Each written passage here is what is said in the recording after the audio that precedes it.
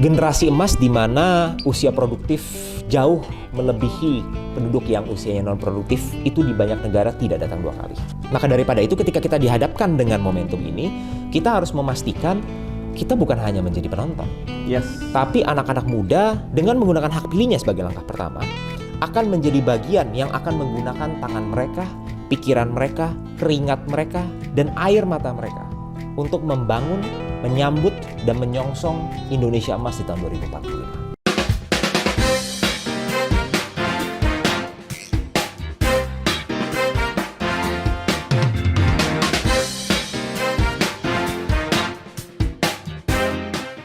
Halo teman kami, welcome back to Kami Berdiri, Koalisi Anak Muda Indonesia Berani Jadi Menteri di segmen Kami Mencari. Nah, hari ini kita kedatangan seseorang. Nah, kalau ini benar-benar muda dan dia sekarang sedang ada satu tanggung jawab yang diemban yang memang mungkin kita pengen gali gitu ya. Karena tidak semua orang bisa ada di posisinya beliau. Dia ini dulu gue ketemu sama dia mungkin berapa bulan lalu ya bro ya? Hampir setahun mungkin. Hampir setahun.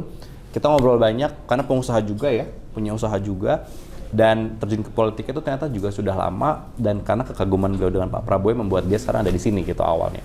Nah, so langsung aja kita punya Bro Astrio Veligen, tepuk tangan dulu buat Bro Astrio. Terima kasih Mas Fauzan. Dan Bro Astrio ini adalah jubir muda ya bro ya, jubir muda. Nah, juru bicara. Jadi kalau teman-teman dengar juru bicara ya, sebenarnya kan kalau secara harfiah bro ya, atau secara literal kita bisa maknai ya, tugasmu adalah berbicara gitu ya, mewakili some entity atau mewakili seseorang. Dalam hal ini, karena Bro Astrio ini adalah jubir muda Pak Prabowo dan Mas Gibran, dalam proses pemilu ini, otomatis dirimu itu apa yang dirimu katakan pada saat menjadi seorang jubir itu kan sebenarnya secara nggak langsung mewakili apa yang Pak Prabowo katakan, apa yang Mas Gibran katakan gitu ya. Baik yang sifatnya menjelaskan program, ataupun yang sifatnya meluruskan gitu ya bro ya, atau mengklarifikasi. Nah, one basic question Bro Astrio, menjadi seorang jubir itu gimana bro rasanya bro? Apakah menegangkan gak sih gitu ya? Karena kan kalau lu salah ngomong, ya lu bisa menghancurkan semuanya di belakang gitu ya, let's say gitu ya. Ya. Gimana bro, jadi seorang jubir? Ya, jadi Mas Fauzan, memang betul ini merupakan sebuah tanggung jawab yang besar untuk diemban. Karena tadi seperti yang Mas Fauzan juga sudah sampaikan, peran seorang jubir itu adalah beberapa hal. Okay. Yang pertama tentu saja mengamplifikasi. Yes, dari terutama ya. kalau dalam hal ini konteksnya adalah program dan visi misi daripada Prabowo Gibran kepada publik. Okay. Yang memang terutama kalau jubir-jubir ini pasti kan memiliki segmentasinya masing-masing. Segmennya berbeda, kita berbicara mungkin adalah audiens yang lebih niche, mungkin baik secara demografi, secara geografi dan sebagainya. Maka daripada itu fungsi pertama adalah sebagai amplifikator. Amplifikator visi misi ya. Yang kedua adalah mungkin tadi Mas Fauzan juga sempat menyinggung sedikit adalah untuk meluruskan, mungkin klarifikasi. Jadi sebenarnya mungkin yang harus kita garis bawahi dulu adalah kadang-kadang orang terlalu memandang stigma klarifikasi ini sebagai sesuatu negatif, ya kan? Seperti kesannya bahwa untuk apa yang tidak diucapkan, yang kurang kita penuhin. Sebenarnya bukan seperti itu. Karena kalau kita berbicara konteks dalam beberapa kali public appearances dari tokoh-tokoh besar seperti para calon presiden, memang kadang-kadang ada pesan-pesan yang tidak tersampaikan secara utuh. Atau kalau misalnya kita lihat banyak-banyak contoh misalnya yang kita lihat di media sosial, banyak sekali pesan itu yang sering dipotong-potong, sehingga akhirnya artinya berbeda daripada maksud yang sebenarnya. Maka daripada itu konteks meluruskan itu sebenarnya bukan ngeles, tapi adalah untuk meluruskan fakta yang sebenarnya terjadi itu seperti apa. Gitu. Jadi saya pengen mengambil contoh misalnya di debat ketiga Capres waktu itu ya, itu adalah topiknya pertahanan. Pak Prabowo banyak yang menganggap tidak menguasai materi, padahal itu adalah salah besar. Yang jawaban sesungguhnya adalah Pak Prabowo dalam mengemban tugas beliau sebagai Menteri Pertahanan menyadari betul bahwa banyak sekali data-data itu yang tidak bisa diungkap kepada publik. Nah, yang orang sering salah tangkap adalah, loh, data-data yang ditanyakan data-data sederhana. Saya selalu bilang, parallel example itu sederhana sekali. Mungkin bagi kita orang awam, data-data sesimpel jumlah peluru yang ada di Indonesia itulah data umum, nggak ada yang perlu dirahasiakan. Tetapi kalau dalam konteks militer, Pak Prabowo tahu betul sebagai Menteri Pertahanan. Bahkan data jumlah peluru pun itu bisa menjadi informasi sensitif yang bisa diolah oleh musuh. Nah, jadi pengertian-pengertian ini yang perlu kita sampaikan kepada publik. Agar publik juga satu, bisa lebih memahami konteks. Kedua adalah menjadi pemilih yang kritis, cerdas, dan tidak mudah digiring opininya oleh fakta-fakta yang tidak benar. Menarik. Bro, pertanyaan berikutnya. Kan nggak cuman Astrio aja ya, seorang Astrio bisa menjadi juru bicara. Even seorang Ahmad gitu ya, seorang pengguna sosial media, dia pun bisa berkomentar. dia bisa mengkritisi, dia bisa meluruskan, dia bisa mengklarifikasi sesuai versinya dia gitu. Ya. Buat apalagi sekarang era digital bro ya, semua orang menggunakan handphone tuh suka-suka mereka gitu ya. Nah, di beberapa teman-teman gua yang sempat dia pemilih 02 juga, dan kemudian digeser ke 01 dan bahkan ekstrim gitu ya, ngomonginnya agak kasar gitu ya. Yang mana itu nggak dilihat di kita ya, di kita kan sangat nggak boleh hal-hal yang berhubungan sama menyinggung atau menegasikan yang lain-lain gitu. Ya. Nah, kembali ke konteks juru bicara bro ya, bagaimana bijak berbicara dalam konteks kampanye ini atau konteks politik ini bro Astrio, untuk anak-anak muda ya pastinya. Ya, jadi hal pertama yang paling basic yang harus kita sadarin, kebebasan orang dalam memilih itu memang adalah bagian dari demokrasi. Yes. Kita sama sekali tidak membenci, melarang orang yang akhirnya berbeda, yang tadinya mungkin memilih kita jadi tidak memilih kita atau sebaliknya. Itu sama sekali wajar. Betul. Yang perlu kita pahamin adalah bahwa setiap paslon, baik 01, 02, 03, pasti datang juga dengan gagasan, dengan program-program, ya kan? Dan kalau kita bedah, program itu tidak ada yang buruk. Yes. Tidak ada yang tujuannya menjerumuskan bangsa Indonesia, Pasti. mau menjual Indonesia, itu tidak ada. Semua tujuannya baik, ya kan? Maka daripada itu ketika kita berbicara, kita bertarung dalam gagasan. Ini yang juru bicara selalu bawa. Kita berbicara satu konteks urgensinya terlebih dahulu. Dari semua program baik yang ada, mana yang paling urgen untuk diselesaikan? Karena ingat, kita tidak hidup dalam lingkaran utopia. Ini bukan, it's not a utopian world, di mana kita semua mau melakukan apapun bisa. Kalau kita tidak memiliki keterbatasan, ya kita mau menjalankan semuanya. Tapi yang paling realistis, misalnya kita memiliki keterbatasan fiskal, katakanlah, sehingga kita harus memilih nih, mana yang harus diduluin. Jadi, setiap kali kita berkomunikasi ke publik, kita memberikan pengertian. Kenapa program ini harus dijalankan terlebih dahulu? Sense of urgency seperti apa? Kedua adalah konteks. Cocok atau tidak program-program ini dijalankan di Indonesia dengan mengedepankan misalnya contoh Indonesia tuh hari ini kondisinya seperti apa? Apa sih yang misalnya dengan kearifan lokal yang kita butuhin seperti apa? Juga jangan lupa konteks global itu seperti apa?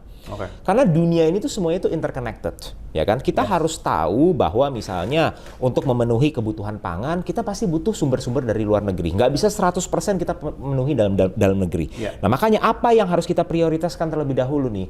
Lalu jangan lupa, kalau kita berbicara, dunia ini berubah dengan cepat. Dunia ini setelah Perang Dunia Kedua, sangat maju pertumbuhannya terutama dalam segi ekonomi, itu kan karena tren globalisasi, tren free trade, ya kan? Makanya kita lihat kenapa negara-negara berkembang seperti China, seperti Taiwan akhirnya bisa maju karena memanfaatkan momentum tersebut. Awalnya tuh negara-negara maju tuh mulai dengan outsourcing, dengan offshoring ke negara-negara berkembang, dan akhirnya negara berkembang bisa naik secara ekonomi. Tapi hari ini trennya berkebalikan. Kita bahkan berbicara tren deglobalisasi, ya kan? Kalau kita berbicara blok Barat, Amerika Serikat mengenalkan apa yang kita sebut sebagai the Chips and Science Act, juga the Inflation Reduction Act. Intinya mereka mau membawa balik production dan juga supply chain balik lagi nih ke Amerika. China pun nggak mau kalah. Mereka bikin nih, ya kan, namanya the Belt and Road Initiative, ya kan? Instrumen investasi mereka bikin blok ekonomi namanya BRICS dan sebagainya. Nah, jadi pertanyaannya adalah konteks apa yang cocok diimplementasi oleh Indonesia dengan konteks global yang seperti itu. Nah, jadi itu adalah contoh pemahaman-pemahaman yang kita pengen kasih tahu ke publik. Bahwa walaupun semua programnya baik, tapi balik lagi, satu, urgensinya apa, kedua, yang cocok dengan konteks lokal tuh seperti apa. Berarti kalau misalkan gue berbicara ya, gue pengusaha nih bro. Gue tentunya nggak memahami hal-hal yang terlalu jauh misalnya. Misalkan mengenai pertahanan misalkan, it's not my core gitu ya, yang gue pengen tahu itu apa sih program Pak Prabowo yang berhubungan sama pengusaha misalkan, yang kemudian itu bisa memberikan impact ke gue. Jadi start from us gitu ya, start from ourselves gitu ya, kita gali lebih dalam program apa yang relevan untuk kita, lalu kemudian kita gali gitu ya. Betul gitu bro ya, approach-nya ya. Betul. Dan juga kita harus mengetahui relatability. Jadi walaupun katakanlah yang Mas Fauzan bilang, beda jauh nih antara konteks Mas Fauzan sebagai seorang pengusaha dengan topik-topik pertahanan misalnya. Mungkin sekilas itu terlihat jauh. Tapi sebenarnya kita lupa adalah bahwa tanpa pertahanan, misalnya militer yang kuat, maka tidak dimungkinkan ada ekosistem usaha dijalankan di sebuah negara. Banyak negara yang harus runtuh akibat pertahanan dan keamanannya tidak baik. Makanya kita lihat misalnya contoh konflik yang berkecamuk di negara-negara di Afrika, misalnya Sudan Selatan misalnya. Mereka ada internal konflik, negaranya pecah, tidak ada kedamaian di dalam negara itu, akhirnya ekosistem ekonomi, usaha-usaha juga tidak bisa bertumbuh. Gitu. Jadi kita harus mengetahui konteks big picture-nya tuh seperti apa. Lalu kedua adalah saya setuju, kita harus menemukan relatability. Dan ini bukan hanya dalam konteks pengusaha. Ini adalah orang-orang yang mau memutuskan untuk menjadi seorang profesional, seorang dokter, seorang pengacara, dan semua masa depan Indonesia, ya kan? Nah, untuk menemukan itu, maka daripada itu penting bagi kita untuk menggali visi misi dari setiap paslon, ya kan? Kalau kita berbicara misalnya konteks Indonesia dalam menjalankan program-program. Kita harus tahu dulu nih misalnya bagaimana sih tatanan ekonomi dunia itu bergerak. Misalnya contoh seperti itu, ya kan?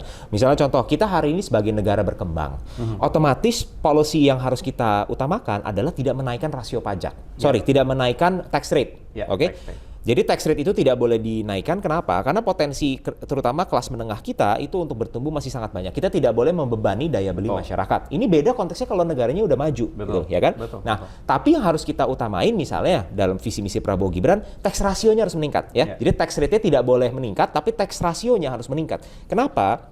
80% pendapatan Indonesia kan dari pajak, ya kan? Baru 20% itu ada PNBP, ada hibah dan sebagainya, ada royalti. Nah, kalau kita bisa menaikkan pendapatan negara kita, maka otomatis banyak sekali kebijakan-kebijakan, affirmative actions, affirmative policies yang bisa dijalankan oleh pemerintah. Nah, jadi ujung-ujungnya apa? Ini akhirnya berhubungan lagi loh ke kita sebagai masyarakat. Bahkan kalau kita dalam konteks yang paling simpel aja, bagaimana sih setiap hari kita commute ke sekolah atau ke kampus atau ke tempat kerja? Kita berbicara itu semuanya berhubungan dengan keputusan-keputusan politik. Infrastruktur jalan kaki kita, infrastruktur transportasi umum kita, itu semua keputusan politik. Begitu loh. Nah, maka daripada itu kita harus sedikit banyak bukan hanya tahu ya, tapi ikut aktif dalam politik. Kalau tidak aktif dalam dunia politik, minimal kita harus menggunakan dalam hal ini konteks pemilu hak pilih kita sebagai warga negara. Gue mau ngutip satu kalimat bro, gue kebayang tadi gini. Ada satu kutipan ya dari gubernurku, mantan gubernur kita di Jawa Barat, Kang Emil, dia bilang gini, buta paling bahaya itu buta politik. What do you think about that? Saya setuju banget karena politik itu banyak orang belum sadar itu menyentuh banyak sekali aspek kehidupan kita. Yang perlu kita tahu bahwa sekarang yang teman-teman mungkin rasain ya, status sosial ekonomi. Kita tidak bisa milih kita lahir di keluarga mana. Sepakat. Ya kan? Maka itu akan mempengaruhi loh keputusan-keputusan, pengalaman-pengalaman hidup kita. Tanpa ada keterlibatan politik, anak-anak dari keluarga yang kurang mampu tidak akan bisa mengenyam pendidikan. Anak-anak yang lahir dari keluarga kurang mampu tidak akan bisa menikmati fasilitas kesehatan maupun gizi yang cukup. Maka daripada itu, itulah yang kita sebut sebagai state intervention. Kebijakan di mana negara itu mengambil alih. Tidak boleh semuanya itu dilepas. Ya kan? Makanya kalau orang bilang, kalau kita ngomong teori politik sedikit ya, tidak ada negara seliberal apapun. Mau Anda bilang itu UK, mau itu bilang di United States, nggak ada yang sebenarnya pure liberal. Pasti ada efek sosialisnya sedikit gitu loh. Misalnya contoh, Margaret Thatcher deh, salah satu figur Prime Minister yang paling terkenal dengan Thatcherism dia, yang benar-benar liberal banget kan. Pokoknya semuanya harus privatisasi segala macam. Tapi even Margaret Thatcher pun tetap menggaungkan program kesehatan sosial, social security, ada jaminan kesehatan bagi warga negara. Itu kan sebenarnya elemen sosial, ya kan? Nah, jadi itulah sebenarnya fungsi negara. Fungsi negara itu adalah membawa keadilan. Terutama untuk rakyat yang masih termarginalkan, baik secara sosial, secara ekonomi, dan sebagainya, agar negara bisa mengangkatkan derajat mereka, agar mereka bisa berdiri sejajar dengan setiap warga negara. Nice. Oke. Bro Astrio, berbicara 2024 nih ya, ini kan suatu privilege ya, kalau gue ngeliatnya suatu privilege buat anak muda. Kenapa? Secara porsi suara kita paling besar, ya. Dan somehow kan mereka ini, para paslon-paslon ini sedang bertarung bagaimana buat mengambil dan merebut hati anak muda gitu ya. Dan ya alhamdulillah teman-teman gue juga banyak banget yang kemudian menjadi aktif gitu ya. Mungkin mereka nggak mau posting di Instagram mereka sendiri, mereka mau komen di Instagram mana gitu ya. It's an action of politics gitu ya. Nah, apa hal yang dirimu mau sampaikan ke anak muda yang nonton nanti, memanfaatkan momentum itu seperti apa? Gimana caranya? Gimana the best way untuk bisa memanfaatkan momen 2024 ini nantinya? Iya. The best way adalah pasti datang ke TPS untuk berpartisipasi dalam politik.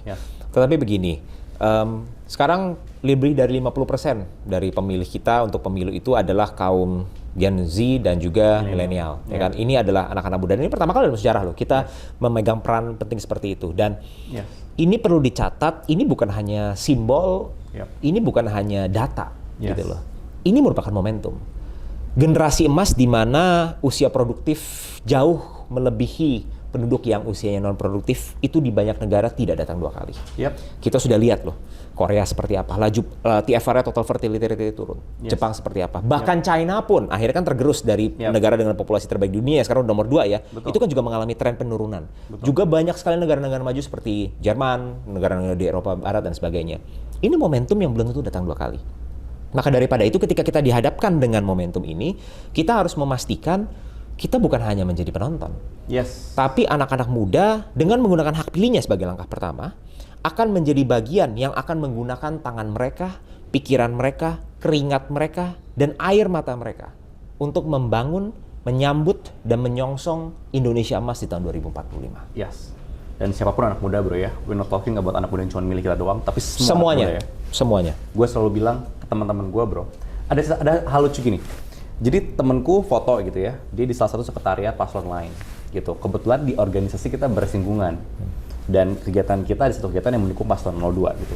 Dia ngejapri, dia bilang gini, Kang, kita tetap temen kan, dia bilang gitu. Kita nggak jadi musuh kan. Terus gue bilang, what? Gue bilang, bro come on lah gitu. Gak dong, it doesn't mean lo milih yang lain, gue milih yang lain. Terus jadi musuh dong gitu. Ya. Sayang banget, anak gue tuh nggak boleh pecah bro. That's the key. Betul nggak sih? Karena kita nanti akan merasakan. Kalau tadi Bro Asrio bilang, keringat kita, tangan kita yang menentukan, kita yang merasakan, kita yang mengerjakan, kita yang menikmati. Tapi nggak cuma nikmatin doang, tapi kita yang bisa mewujudkan itu. Bener ya bro ya? Ya, itu gue setuju banget sih. Jadi begini, yang perlu kita anak-anak muda pahamin ya. Ketiga paslon lagi berkontestasi, mereka tuh putra-putra terbaik bangsa loh semuanya. Yes. Mereka memiliki niat yang baik untuk negara ini semuanya. Nggak ada yang punya niatan buruk. Jadi ini adalah memang bagian dari kompetisi, di mana mereka saling beradu gagasan. Kita pun juga ujung-ujungnya mungkin bisa memiliki perspektif dan pilihan yang berbeda untuk ketiga paslon tersebut. Betul. Which is totally fine. Yes. Tetapi ingat, kita memiliki satu rumah besar. Dan rumah besar ini namanya Indonesia. Dan setelah kontestasi ini berakhir, kita sebagai sesama insan Indonesia, kita harus bergandengan tangan, bahu-membahu, gotong royong, membangun rumah kita sendiri, gitu loh. Karena ini yang jadi rumah milik kita bersama, terlepas siapapun pilihan kita nanti di tanggal 14 Februari. Betul. Bahkan gue mau encourage teman-teman muda bro ya, setelah Pak Prabowo menang nanti, kita kawal dong ya nggak sih apa yang sudah dia sampaikan ke kita. Betul sekali. Terakhir apel Akbar kemarin bro, dia bilang bahwa saatnya anak muda memimpin. It's time for us. Yes. Dan kita kawal bareng-bareng. Yes. Thank you. Terima kasih, Mas Fauzan. Oke, bro, terakhir lihat ke kamera situ ya, bro ya. Ya. Your last wish for anak muda tanggal 14 Februari apa, bro? Ya, untuk teman-teman sekalian yang ada dimanapun, di tanggal 14 Februari nanti teman-teman akan memiliki kesempatan yang sangat besar. Di tangan teman-teman semuanya ada kekuatan yang sangat besar, yaitu kekuatan untuk menentukan nasib bangsa Indonesia. Terutama 5 tahun ke depan dan dalam rangka membangun fondasi Indonesia Emas di 2045. Saya ingin mengajak teman-teman semuanya untuk satu, menggunakan hak pilih teman-teman semuanya. Yang kedua adalah tetap kita jaga kerukunan dengan teman-teman kita, dengan keluarga kita, terlepas kalaupun pilihannya berbeda. Dari Paslon 02 Prabowo Gibran, tentu saja kami percaya investasi yang terbaik yang bisa dilakukan adalah investasi di sumber daya manusia Indonesia. Maka daripada itu program unggulan 02 itu adalah program makan siang dan susu gratis.